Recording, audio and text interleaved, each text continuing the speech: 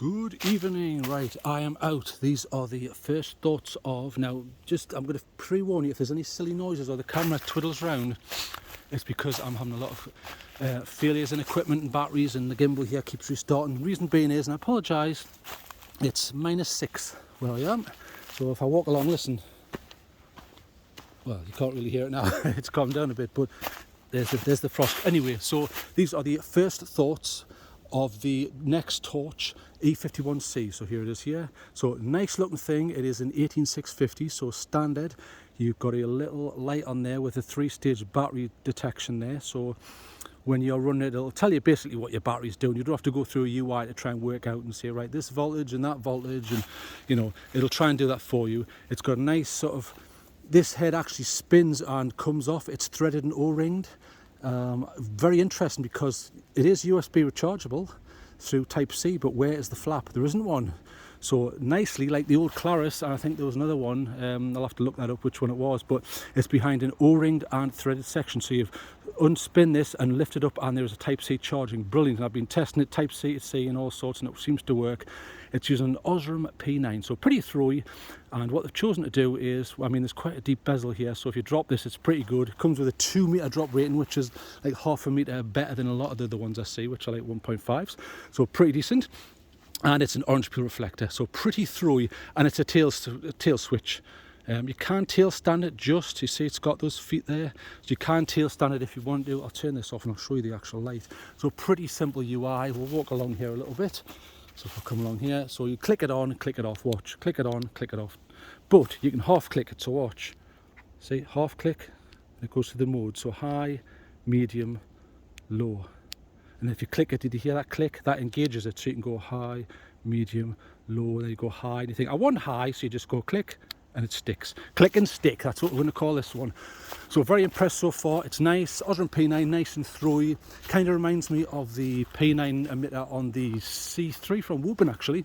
Although that did have that ridiculous square beam sort of form. It was weird. I mean, they have fixed that, to be fair, but this is pretty decent. IPX8, so waterproof, and even on the box they're claiming up to 2 meters waterproofing. Very, very impressive. So we'll pull this back, and then I'll go through the modes. There's a river down there, so let's have a look. So we'll go, there's the lowest. Now you'll not see a lot, but I can just see the bank. You see it sort of coming out there a little bit. And then I'll show you medium. There's medium, so pretty good. Like I say, quite a deep bowl on this, and a fat bezel, so you're not getting masses of peripheral, but it doesn't matter. It's not really what this light's for. I quite like the clip. The clip doesn't come off unless you unscrew the tail section, which is interesting. I haven't seen that before, because I've had a few clips where they do come off if you bang them on car doors and other sorts of things. So we'll go to full power here.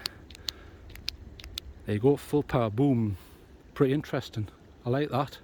Now bear in mind, it's -5 and there is a lot of ice. So to be fair, bear that in mind. So it's going to look a little bit brighter than what it probably would to you in mud and things like that. So just bear that in mind. But I've been comparing it with a load of other lights, obviously in the same conditions. I'm very impressed. In fact, I'll show you them in a second. So like I say, Type-C charging, excellent. IPX8, excellent, well done. The charging's actually behind the O-ringed and threaded section, absolutely brilliant. I love that. Feels nice in the hand. The clip's okay. Maybe I would like a higher clip, one that goes all the way at the top, but it doesn't matter because you can use like the 2-finger method to pull the light out if it's protruding from the pocket enough. But colour reproduction's okay. It's pretty white, but you generally see that with the P9, so pretty white. Let's look at these.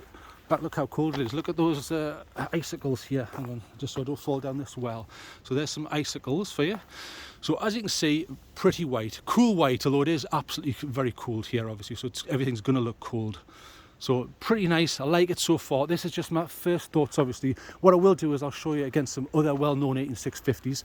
So I'll put this away. And like I say, if you hear beeps and spins and the camera spins, it's not me being incompetent like I normally am. Okay, so what we're looking at here. So here is the Brynite E18, or the Phenom, or Femi, or whatever the hell they call it, the Femi. So we'll turn this on and then go to maximum. TIR 18650, but the problem with this one is it's quite throwy, using a different emitter, but you know, it's probably more slimline, and it's a side clicker. You can't tail stand it, but I still think that the E51C from Nextorch here is beating it. This has some beam artifacts. If I put this down and twist, watch, you might not see them actually. Yeah, we need a flat surface really, but there are beam artifacts. There's a lot of tin shift there on this, but it's an okay light. You know, I'm not slagging it off. I'm just saying that I think the Nextorch does better. So pretty nice though. Okay, well, it's got the little indicator there on the side, so turn that off, get that in the pocket, and then I'm also comparing it against the classic M2T Warrior, the Olight. Yes, I realise there's newer ones in this now, but I don't have access to them yet. TrailTrek's got one of those squidgy tactical types, straight on, straight off, boom. This is using a Cree 35, this one, so very light, about 1600 lumens. Although they're claiming 14 to 1600 lumens on the 51C, the Nextorch, so it is bright. Does this look brighter? It's possible, it's hard to say. But this does step down, whereas the Nextorch I haven't seen step down, but bear that in mind that I am in -5, -6 here, so step downs will be lengthy for me. You know, if you live in the desert, it's going to be completely different. So boom, turn that off. That was an orange pure reflector, like I see on the Cree 35. Now I mentioned the C3 from Woburn. Here it is, same emitter. Boom, very bright, isn't it? But you've got that daft square look. In fact, if I put it on the ground, watch. I mean, that's ludicrous. Look. That's like Pandora's box. What's going on there? Yes, they have fixed it, I realise, in other iterations, and the alleged, I used the word alleged, charging issue, overcharge. But okay for a cheap light, but you may want to consider the Nextorch here. Again, these are just first thoughts. So boom, turn that off again. Cool white though, did you notice that? Very similar. Also testing against the old M200 by Skill Hunt. Yes, I realise there's a newer version out, I think it's M300, but it came out just after I bought this, so which was a bit annoying. Pretty nice though, orange peel again, boom. Not very bright though, but different tint, not cool white, warmer. Have you noticed that? Much warmer. So do you prefer a warmer tint, or do you want, are you willing to put it with the cool white?